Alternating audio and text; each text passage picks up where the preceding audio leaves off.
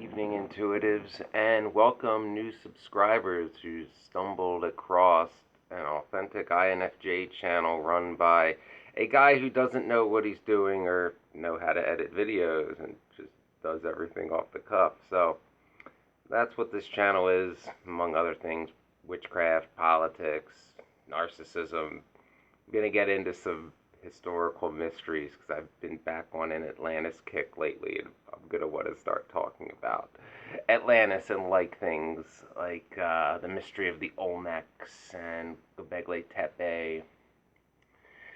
Was there something in Antarctica? You know, mysteries of that nature, because I've always found them interesting, and that's what drew me to want to be very specifically an archaeologist based out of the British Museum. Yes, that was my childhood dream.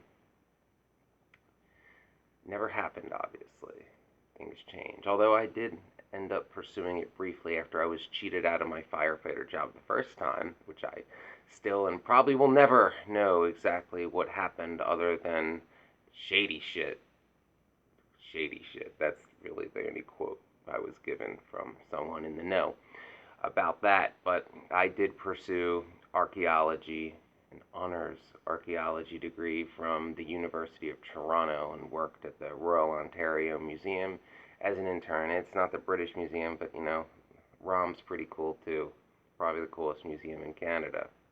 And for those of you unfamiliar, with the University of Toronto, it is one of Canada's two biggest schools, the other being McGill, because the other big archaeology schools, Oxford said, maybe you can come, and then basically said, come back when you want a doctorate, and the University of Chicago wanted too much money, and UPenn in Philly wanted a lot of money and would help me out with that, but I grew up in the Philly area and I've wanted out of it most of my life, so hence Toronto. Canada's awesome.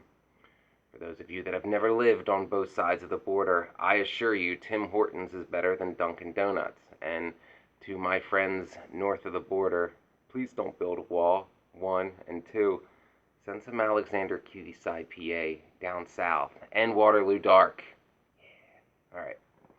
So with my sidebar out of the way, I'll get into today's topic, which you already know because you see the title and I'm making this off the cuff and just saying whatever comes to my mind if that wasn't obvious. Today we're going to talk about INFJ idleness. Basically, when are INFJs lazy? Do we procrastinate? And how specifically, as INFJs, laziness and idleness affect us? Well, sum it up, no, INFJs aren't really that lazy. INFPs are pretty known for that. But INFJs, while we procrastinate, it's specific things we procrastinate on. Like, we are very much goal driven in a step by step, get from point A to point B, all or nothing, no compromise, yeah, kind of way in many things. But when it comes to, idleness or laziness, if we're working towards a goal, something that we actually give a damn about, like, we'll be very rigid about it, like going to the gym 5 or 6 days a week and working 50 hours a week because you're trying to get yourself in shape to, say, maybe finally get to go to a professional firefighter academy that you've wanted to do since 2005 and you got cheated out of in 2006. That's just an example. But that would be something where no matter the lack of sleep or the sore muscles or the time it consumes, and to get all that paperwork in at the time, because, man, when you test to be a professional firefighter, or cop for that matter, all the lie detector tests and background checks and stuff, it's like, I feel mighty important if you want to know all this about me. And, ooh, I haven't seen that picture in 15 years. Can I get a copy of that? But that's, an example of something that was very important to me and how there was no idleness in the pursuit of that goal because it was something I gave a damn about. So no matter what it took, no matter how non-existent my free time was, or, love life for that matter, but that's been a pattern since, pretty big pattern since I left university. And INFJ, and also because ENFJs, it's very similar, our patterns and relationships are a lot very similar, and I should do a separate video on that because from my own experience and those of our, intuitive coin personality types I've observed, a lot of patterns. A lot of patterns. And probably not good if you're my age and a single INFJ. I wonder, did I miss my chance at destiny, or in this case, unconditional love? But again, story for another day. So back to my point before I got sidetracked yet again. You know, the INFJ mind wanders. We are idle and we do procrastinate in things that we don't give a damn about. And I'm sorry, my nose is itchy again because I'm in the basement. Even though I don't like it down here, it's the only place where it's quiet. So, what are some things where an INFJ is essentially like, do it later, fuck that. Like anything that would be described as like putzing, busy work, doing something to look busy, doing something that you're not really accomplishing anything. Like a great example would be, my mother, I'm trying to help her sell her house.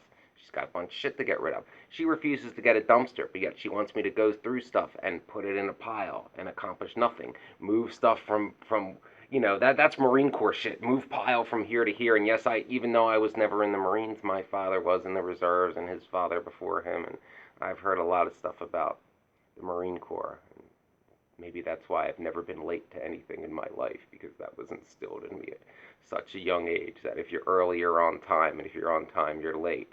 Hoorah. It's also why I grew up with a heavy bag in the house. Yeah. So, but being, like something like getting your car inspected, it's like pulling teeth with us. It's like, this, I don't wanna. There's no purpose to it. It doesn't solve any goal. Like, oh, I have to do it. Stuff like that. Getting an oil change. Things like that we'll put off as long as possible because it's like it's gonna waste my whole fucking day, and I only get one day off, and it's always more of a project than it needs to be because things like that, it seems for INFJs, like getting your oil changed, and I used to just do it myself when I had an SUV, but now it's too hard for me to get under my car, so I prefer not to, and I don't work in golf maintenance anymore where I had access to a lift, and air tools. Lifts and air tools are essential for me to do any work on my car that isn't necessary, like replacing like putting on a spare tire when I have to. So anyway, it's not enjoyable for me. Or crawling on, or well, I got rid of that car. Or crawling under it to smack on the starter with a ball peen hammer because there's a dead spot in it, and otherwise I'd have to, push start it. Yeah, yeah. Don't become an assistant superintendent. If that doesn't tell you right there that you don't make any money, I don't know what else will. And I did a video on it too. It's the one with the golf course logo. Just don't do it. Or if you have questions, ask me. I'll tell you the truth that they don't want you to know. They know I know. But, again, back to what I actually thought this video was going to be about before I keep sidetracking yet again and don't know how to edit it out, or too lazy, you tell me. But doing stuff like that always takes longer than it should. Like, oh yeah, get your oil change, you take an hour. It's like, yeah, we'll get you, 20-minute wait. It's like 3 hours later, you're still there. It's like, yep, the whole day ruined, just like I thought.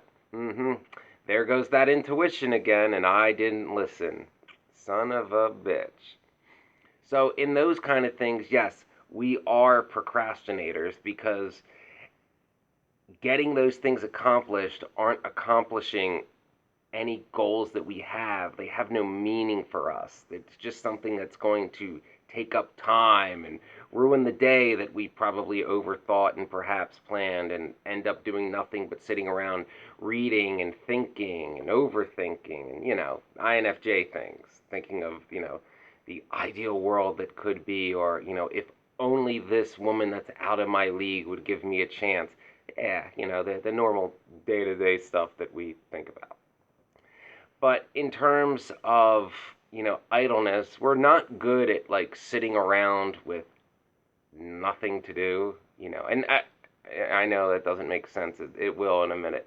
And when I mean nothing to do, like we're not the type to just sit around and like mindlessly watch TV that we're not learning anything, like just mindless entertainment. Like we'll feel like maybe we can do it for like a day max, and then we'll feel like a total lazy piece of shit and be like, I skipped the gym today. I didn't learn anything. I didn't get anything done I have to do. Now I feel lazy. Am I getting fat? Kind of thing, or maybe that that again might that well, I don't think that's the Marine Corps father thing. That's skipping a workout and you know cheating on a diet that's ingrained in my head too, but I think that's from the modeling days. Anyway, when we don't get anything accomplished, even if it's not something that most other people would be like, get this and this done on a list. No, it could be something in our minds, like a situation that we can't make sense of, that we'll seek information that could possibly help with. And hopefully some of my videos do that for some of you on specific INFJ topics. It gets you to that eureka moment and out of the NITI loop, which are never any fun. And I was able to film myself having one. If you don't know what that is, if you're not an INFJ, it's the video of me in an NITI loop. Yeah, it's not fun to watch because I'm pretty miserable at it.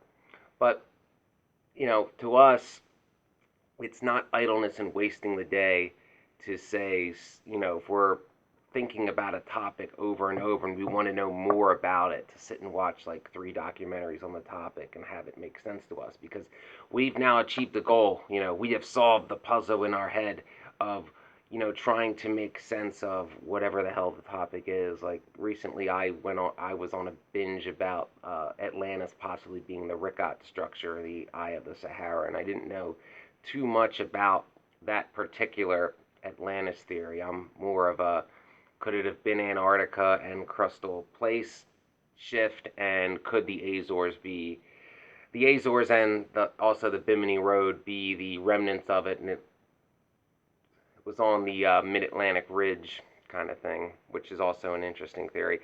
But anyway, so by learning and solving the answers in our head, the questions in our head, that to us is as much fulfillment and as much accomplishing something as, I'm going to drag myself to the gym, I'm going to do 45 minutes to an hour on weights, I'm going to get on the Stairmaster at 115 steps a minute with my weighted vest on and keep doing stairs because that's what firefighters do, and I'm going to keep doing it no matter how tired I get, and no matter how much, no matter how low my blood sugar gets, I'm not going to quit early. Yeah. Word to the wise, those of you that do intermittent fasting, if you have low blood sugar, like me, and low blood pressure also, like me, like 90/58 kind of normal blood pressure, intermittent fasting may not be a good idea for you. Or at the very least, I suggest, and being an EMT, this is what I did. I carry a tube of oral glucose gel, which is what EMTs and paramedics give to diabetics when their sugar gets too low. It tastes horrible, but it'll keep you from passing out in front of everybody at the gym, because that's not fun. Anyway, but for INFJs, as I said, the sense of idleness may not just be not doing anything like running errands or running around cleaning, although a lot of us, including me, are neat freaks, and I religiously would clean my apartment once a week, even though nobody really ever saw it. But the principle is we're cleanly people, and that idleness doesn't override any, I don't know, minor OCD compulsions to keep clean. INFJs are not the layabout type. Again, yes, we can procrastinate and put off things that we don't want to do because they don't feel important to us, or they feel like it's going to take up a whole day from us and ruin whatever plans we had. And by plans, I mean stuff that we were going to do alone, probably. But we're not, again, can't stress enough, we're not like the sit around and do nothing do nothing type. Our minds are always going, which is not fun. Our minds never shut off. Like the Joe, bro, just don't think about it, bro. Like, how? How? Don't have a beer, bro. There's not enough beer in the world. I've tried. There's nothing that can shut an INFJ's mind off. They don't make anything strong enough. And some stuff that's supposed to make you relax makes us think more. So I'd stay away from that. But, for us, where the hell am I going with this? For us, the idea of being totally idle and not accomplishing anything, be it physical work or chores or, first and foremost, intellectual pursuits. Yeah, it's not us. We're just not the lazy type. And while I've stressed this enough, this thus far video was about like stuff that really only affects us. Now, even more so while we're not idle, is if we're doing something for somebody else we care about.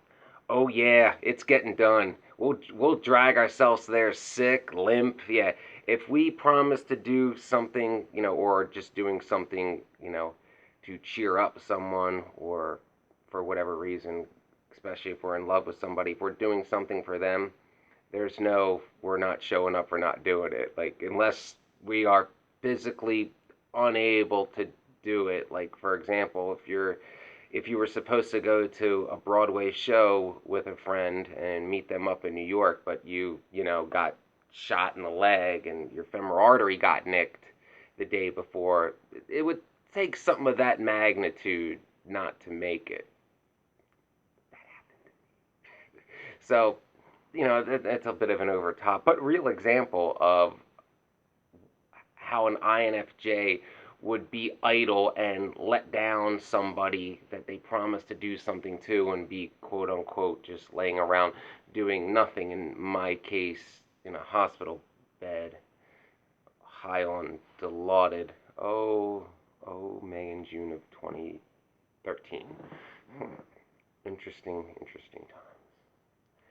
So, no, INFJs are not idle and not lazy. We are just really good at procrastinating tasks that we don't want to do because we don't feel that they're important and they don't serve us in achieving whatever end goal we have in mind at the time.